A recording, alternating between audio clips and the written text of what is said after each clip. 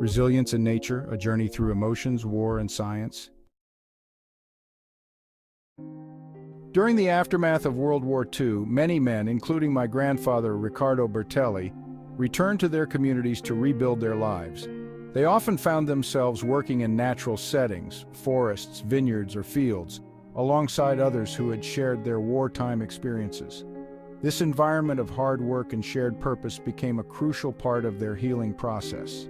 Without formal psychiatric help, they experienced resilience through their connection with nature and each other. While many of them healed, others still bore the scars of trauma, living with what we now recognize as PTSD. The journey was not without pain. The process my grandfather's generation went through mirrors what we today recognize in emotional resolution, or EmRes, which focuses on resolving emotional patterns by allowing the body to fully process the interoceptive prediction at the base of debilitating emotional patterns in a safe environment. This natural method of resilience aligns with modern research in neuroscience, including the work of Michel Lavaenkian, Lisa Feldman Barrett, and Boris Cyrulnik, who have each contributed to our understanding of how the brain, body, and environment shape emotional healing. Michel Lavaenkian, in Cerveau et Nature, emphasizes how the brain operates as a dynamic system, constantly influenced by its environment. For my grandfather and his peers, this environment became the natural world where they worked after the war. Though they didn't consciously seek to reconnect with nature, the physical labor and shared purpose in these settings allowed their minds and bodies to regulate after the intense trauma of war. Lavaenkian explains how the brain's rhythms sync with the cycles of nature, such as day-night patterns, which in turn affect mental well-being. The post-war generation unknowingly aligned with these rhythms, creating a natural support system that aided their resilience. While not perfect, many continued to suffer from emotional wounds. This environment gave them a foundation to cope with their experiences. The role of interoception in emotional healing is profound.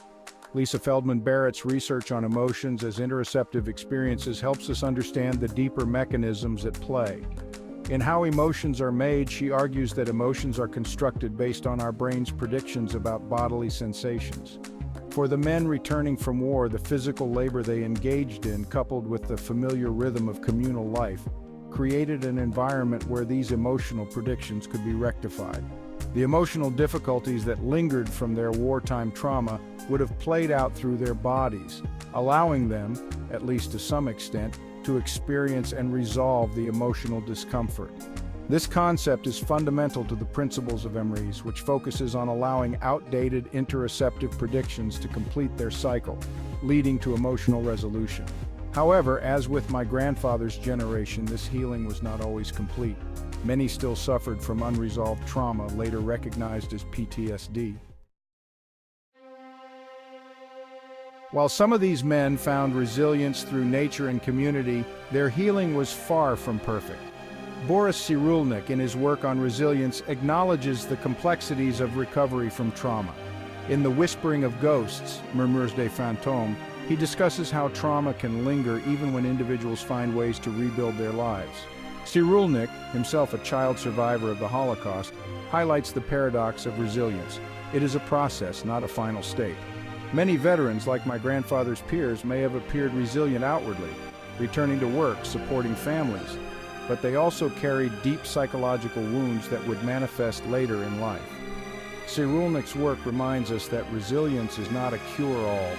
Even in environments conducive to healing, trauma can leave an indelible mark. For many men of that generation, PTSD remained an unspoken reality. The camaraderie, physical work, and connection with nature helped release some of their pain, but it didn't resolve everything. This underscores the importance of understanding resilience as a dynamic, ongoing process rather than a final outcome, and the importance to team up with individuals that can help identify emotional wounds and support their resolutions. The sense of shared purpose was perhaps the most crucial element of post-war resilience. The men worked together not only to survive, but to provide for their families and communities. This shared labor created a space where emotional healing could occur, albeit imperfectly. Quyen's research on neural synchronization shows how individuals in close-knit groups can share emotional experiences, which fosters regulation.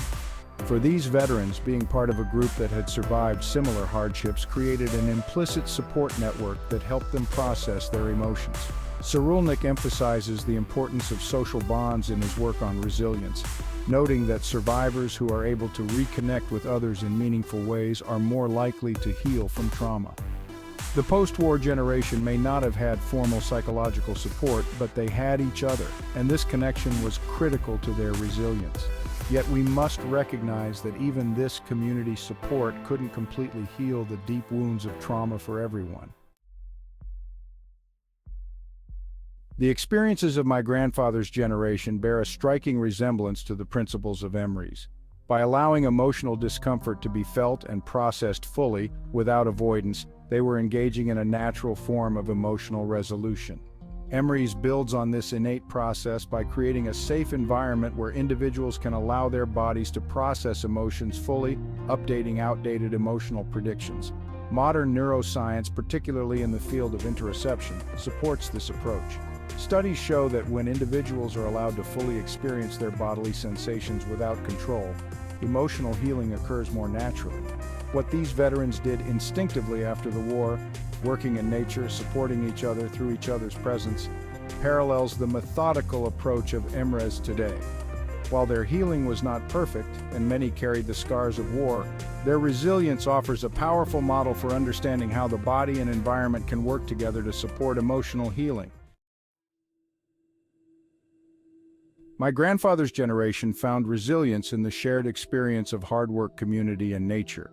Though their healing was incomplete, it highlights the importance of embodied emotional processing, a process that EmRes taps into today.